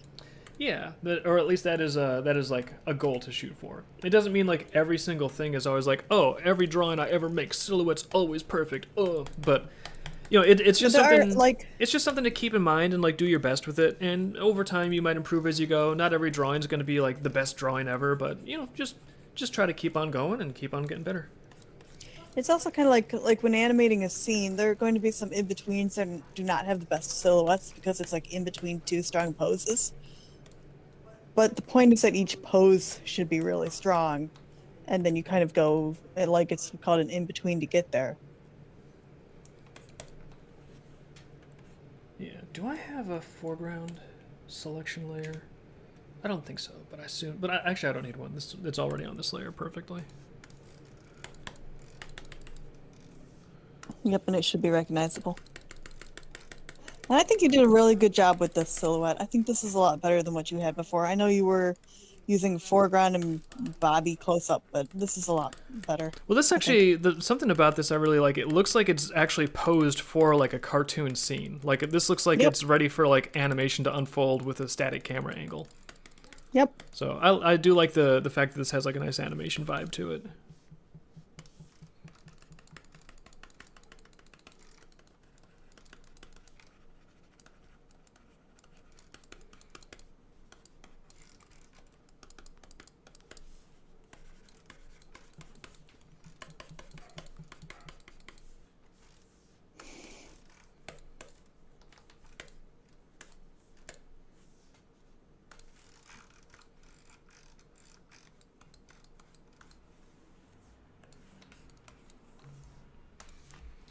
There we go. Get a little light on the barrel, and then I think we're actually going to just hit quick atmospheric layer, and it'll be on to characters. You might get it done in a half hour. Actually, it's possible, especially if it's like a lighter touch on the characters. I'm not going to rush the characters, but it's just I think that they're going to look better if it's like cartoony and subtle. Well, I'm looking because we've got a schedule today, so you can't stay too long here. Well, I know we got like stuff to do, but I still think it's possible that I think I'll get it done today, one way or another. But I think it might even be possible that I'll get it done on stream. It's going to come down to how long it takes me to do the character cell shading, I think. Yep. You can do it. It's gonna be close. Well, like I said, I'm not like rushing to be like it has to be done during the stream, but I don't know. It's going at a good pace. Mm-hmm.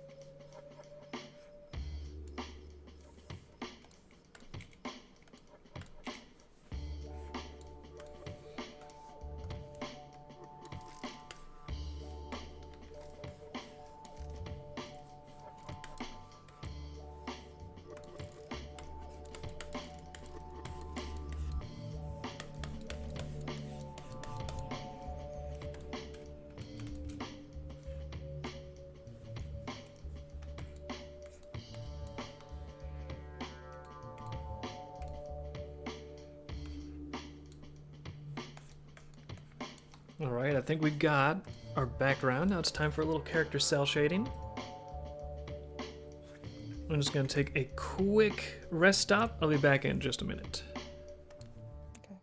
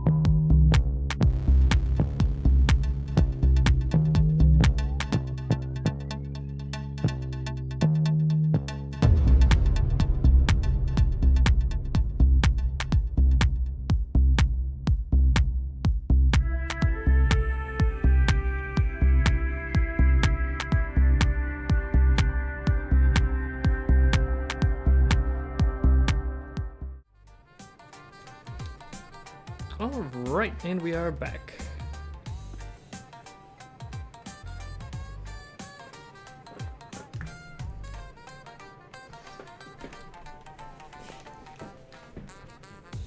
Alright, yep, looks like stream is back up. Mm-hmm. Just have to hit the little refresh button over here. Time for some cell shading.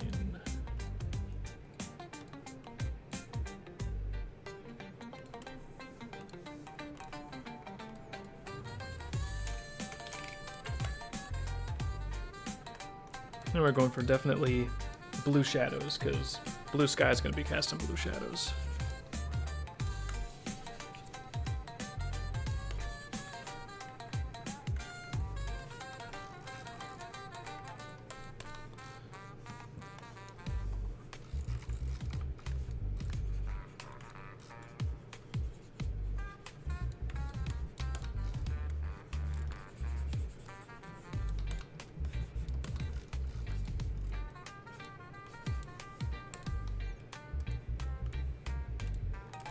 Oh, actually, let me get the atmospheric perspective off of the foreground here.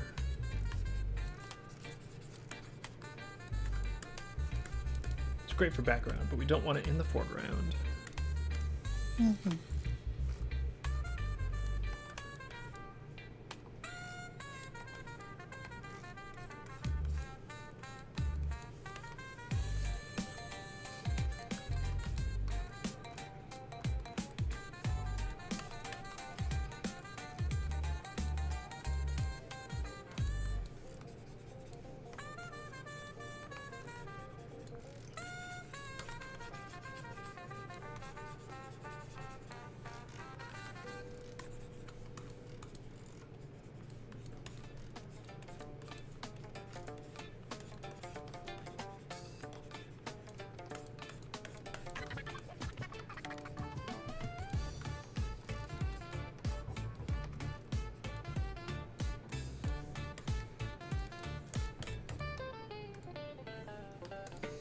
Alright. Very big and blobby, but that's basically where I want the shadows, and now we'll start actually getting them refined a little bit.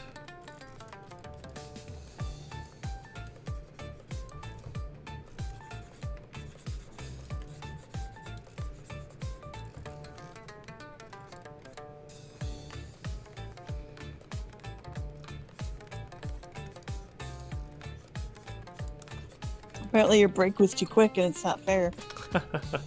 You just too fast. I'm like Sonic when I'm taking a break. It's like, gotta go fast. I think Sonic takes quick breaks too.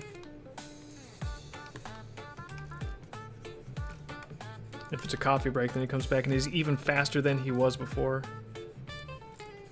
That sounds terrible. They could have made a whole episode about that, like someone in Knothole discovers coffee and they're like, hey, yeah, it's really good, Sonic, you should try some. And then the rest of the episode is just Sonic going like freaking berserk. Well, actually, what you have to ask yourself is how does he get chili dogs when nobody makes food in like the town of 12 people? Well, that's what happens when you start to look too deeply into a premise, because then you start to be like, and if Bunny Rabbit is a bunny and Sally Acorn is like a whatever she is, Yeah. then they are animal people. And what is the chili dog? What is the chili made from? Is it made from other animals? Are they cannibals? And then, then it just goes off the rails into like thinking too much. You know what, I just imagine that Sonic steals chili dogs from Robotnik's like cafeteria, but then it's like if they're all robots, what are they feeding? Yeah, exactly. Robotnik's cafeteria, Yeah. they'd be like serving like oil, like, and for like the Tin Man, oil and batteries. It'd be like a recharging station. So yeah, I don't think that the Sonic Sad AM needs to be looked into that deeply. We don't need to know where the chili dogs come from. We don't need to know how they're made. We don't need to know where Sonic gets them. It's like, where does Sonic get his chili dogs? Don't worry about it. No, he does that thing where he pulls it up from behind his back and he just suddenly has one. Yeah, it's a little Cartoon sus. logic. It's a little creepy. Everyone's sort of like wondering like, where is he getting these? Like, what are they made from, and where's Sonic pulling these chili dogs out from? You know what? Just don't worry about it. Just don't think about it. He might be getting away with something heinous, but we don't need to be aware of that. That is true. Kind of scared now. Are you now actually wondering where those chili dogs come from? No, he does this cartoon logic. You know, at least in the Ninja Turtles movie especially, they sort of explained where the pizza comes from. They had a pizza delivery guy, delivering to a sewer and being confused, and it's like, yeah, and they paid him money. But then it's like, well, where are the Ninja Turtles getting their money? Like, do they work part-time somewhere? Like in their little trench coat disguises? That seems like it would be a little difficult to get away Yeah, with. wait, where do the Ninja Turtles... Oh, well, wait a minute. This is... This is like... so the Ninja Turtles have no ability to get currency, yet they have to have a maintained diet. Although if they're turtles, they're probably eating sewage and weeds. No, we've established in the movies they eat pizza. A lot of And pizza. only pizza. But they only also pizza. pay for it with money, which means they are getting their money from somewhere. I think April O'Neil is supporting 4 freeloaders, Dave. April, they were buying pizzas before they met April O'Neil in the movie. Do they rob banks? No, they stopped bank robbers. They stopped like the foot soldiers from robbing banks and stuff. So they're not bank robbers. I think it might be a serious plot hole. I can no longer enjoy 1990s era Ninja Turtles movie ever again. Okay, well, Picardo isn't working for me on here. Is Picardo working for you, or are we all fine? Let me hit refresh over here. Yeah. It says that we're live. Oh, it's loading now for me. Okay. Yeah, it's fine. I think you just needed to refresh over there or something. Okay. Yeah, we're good. That'd be perfect to do an angry internet video. It's like, guys, I just thought about the Ninja Turtles movies from the 90s real hard, and I found out that there's some things that don't make any sense at all. These Ninja Turtle movies are actually completely unrealistic. It's like, yeah, the movie with gigantic mutated turtle teenagers that are relatively well adapted, can speak English, do karate, but we found something in here actually, guys, that's unrealistic. Buckle up. Okay. So here's what I see. Mamo is replacing a Lilith and Nama in your comic, Yeah, those are fun. but I see a little bit of a white stroke around the Nama here. Why is there a white stroke? I don't know why there's a little bit of a white... You know what? I think there's something about when you remove the background on the characters, it puts like a white background behind it, and then Mamo has to get rid of the white background. But because you use a pencil outline, it's not a complete digital stroke, and there's a little bit of an anti-alias thing. One thing that you could try doing is in the selection, you can contract the selection area. So you could always try contracting the selection by like 1 or 2 pixels, and then delete the contracted area and see if that gets some of the white on the fringes. Another thing is, like, I know, like, we use some editing software that has some pretty good, like, green screen masks and stuff. So if nothing else, maybe you could, like, tell it to use, like, a green screen color instead of white for the background, and then maybe you could key it out using some of those techniques potentially. Because I know some of the green screen key stuff in just off the counter editing software is actually working really well these days. He says it would take another hour to remove them. You need somebody to show him how to do it. Well, I can't help you. We're making challenges. We say we like AI, and then we put white strokes and everything to slow you down. I mean, I don't think It's our passive-aggressive way of hitting the robots. I don't think we're putting white strokes on everything. It might just be the if there's like software that punches things out of the background, it might just be that they're having like white pixels in there for some reason. We're defeating the robots with white strokes. I'm not trying to. I'm not trying. I know there's like for a while there, everybody was like, "Oh, glaze your art. Use this overlay so that AI can't copy it." And then there'd be like this weird translucent like watermark crap that just looked like weird. Oh, isn't that great? Like, make all your art really ugly so nobody wants it. That's cool. Put a big watermark on everything. Put a gradient watermark on it. Put it in a lead box. Throw it in a hole. Obscure it so no one can see what it is. That way, there's no risk. Nobody will steal it then, because no one will ever freaking see it or want to. Like, alright, checkmate, you win. But yeah, I don't know. It might be something worth bringing up to, especially if you're paying for like any kind of background removal service. Like if there's like an app or something, it might be worth bringing up to the people doing that. Be like, hey, on these particular styles of images that use pencil art, I'm getting some artifacting on the fringes. Is there any way you guys like can tell me how to mess with the settings to reduce that, or could you maybe make it better? Lemonade. Yeah, actually, I could go for some lemonade. I'm almost done with my coffee. Try your new Dr. Pepper drink.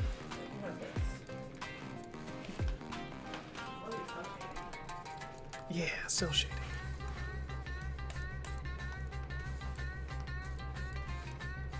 Cell shading. Guess in the age of Bugs Bunny. What a great stream.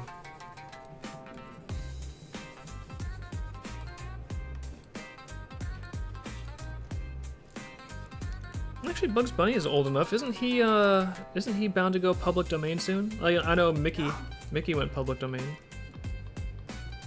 Bugs Bunny has like another 20 years. 20 years? You have to be happy with Superman and Batman. Superman and Batman. I know when they put Mickey public, they're like, but only the old version that's this specific style, and the new version that's this specific style. You can't use this version of Mickey. It's like they got really, really like uptight about it. I wonder, did they get like equally uptight about Superman? And they're like, the only version of Superman that you can use is the one that has like the 4-color printing process, and you cannot use anything that has a gradient on them. And Dave, I have a secret for you. what's the secret? They haven't changed Superman the entire time. I don't know. They've like mildly messed around with like the placement of like the red underwear and stuff. So they've tinkered. Superman has been tinkered. It's not that I want to do anything with Bugs Bunny, but it's sort of like how... What do you want to do with Lola Bunny? Well, Lola Bunny for sure, but it's the sort of thing where it's like, okay, after a person creates this character, I think for the lifetime of that person, obviously, they should have like the rights to that thing protected, because it's like, you know, they made it, it's fine. They made all the images of it. But after they're gone, like how many decades do we really need where people that did not do anything to generate that character can claim like an exclusive license to do stuff with it? It just seems weird.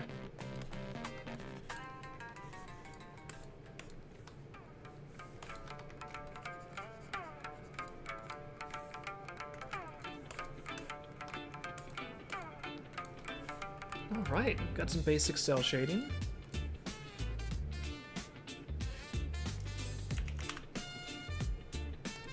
I'm gonna do a second layer of cell shading here. Actually, I'm gonna turn this first one down a little bit too. Oh, no, that's the character layer.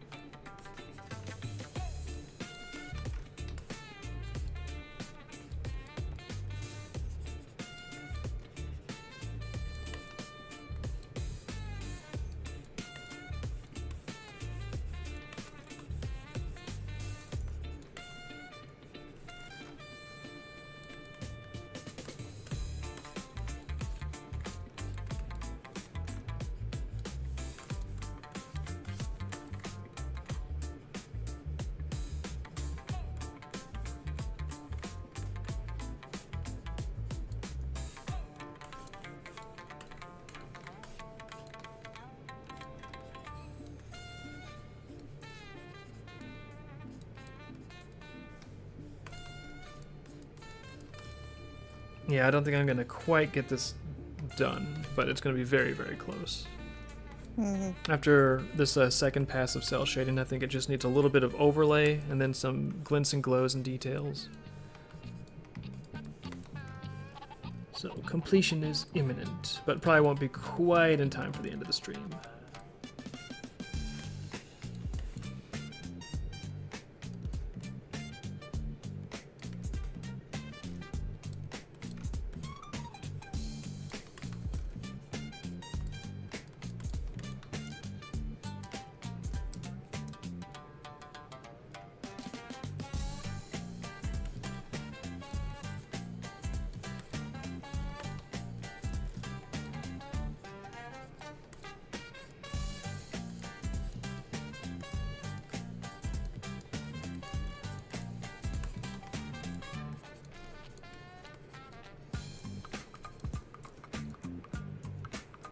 Now it says, were you drawing volume 4 and 5 listening to this, or were you drawing in silence? Volume 4 and 5. No, I had music and stuff. I don't think it was this specific YouTube song playlist thing, but I had like usually music. Sometimes if the blues were done and I was just in the penciling, like that takes less concentration, so I might have been like drawing to like a show or a movie or a podcast or whatever.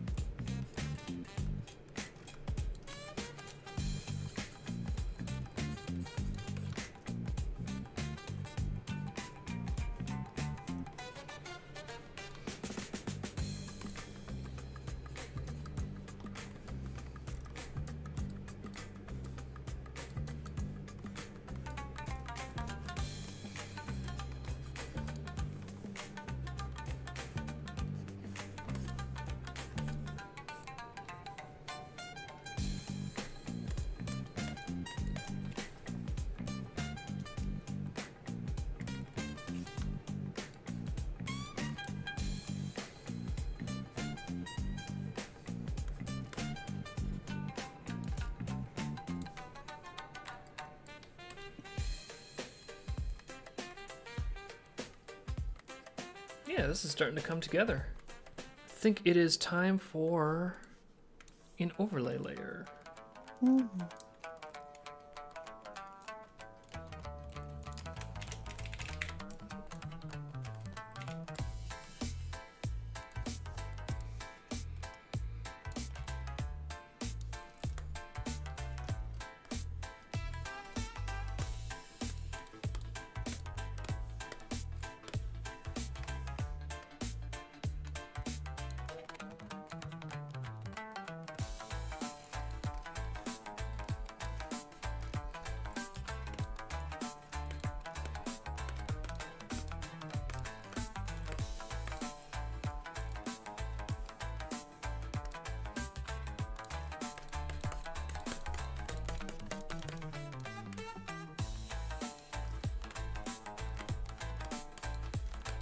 Oh, are you listening to music right now?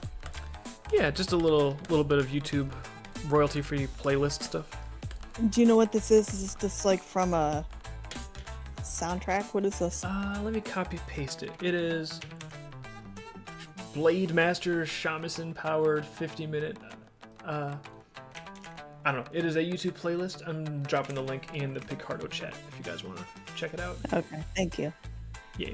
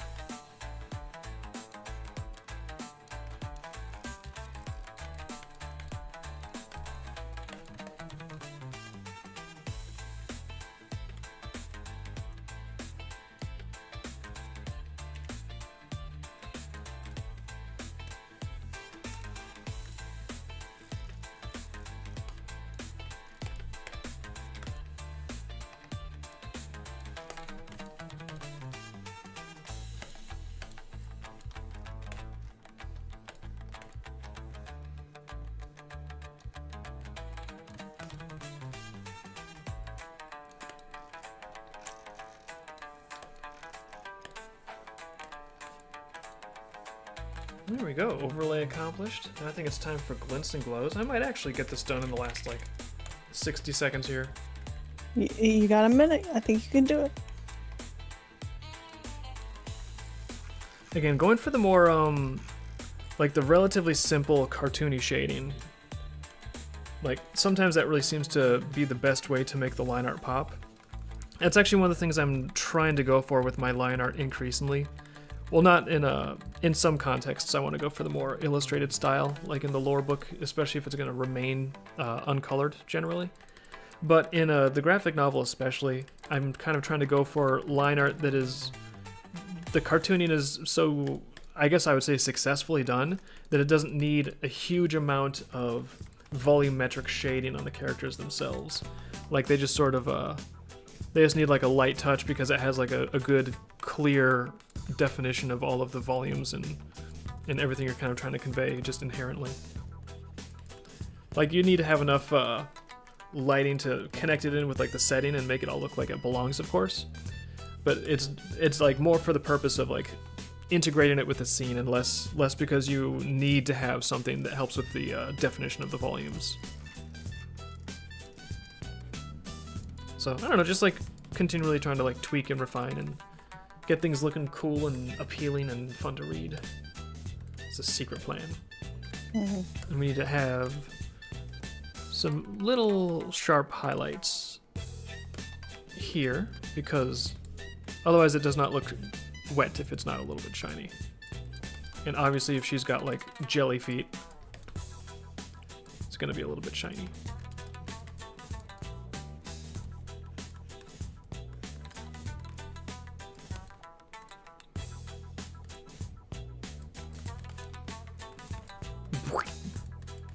Reminds me of like the 90s Nickelodeon GAC commercials. Except in purple. There was purple GAC. I'm pretty sure there was purple GAC. Like, obviously green or orange were the preferred colors, but I believe if they didn't do a purple, that was a missed opportunity. I don't know if I ever saw purple. I saw green and orange. Maybe a blue. You know, I feel like there should have been a purple, but maybe there wasn't. All right, but I feel like we actually got this one. I think we got this one rocking out. Looks good. Let me hit save. That is a good-looking opacity level on that wine. Yeah, I think we got it. So that's it for the Monday stream. We got this commission totally colored and knocked out. I think it's looking very summery, very appealing. I'm not sure if you'd want to drink that wine, but you know, Bobby's going to take the plunge in a second here. So thank you everyone for hanging out, and we will be back, if not before, we'll be back on Friday. So which of your two are you going to work on Friday? Your fight or the morning after? I do not know, but we'll find out. Okay. All right, stream ends in 5, 4, 3, 2,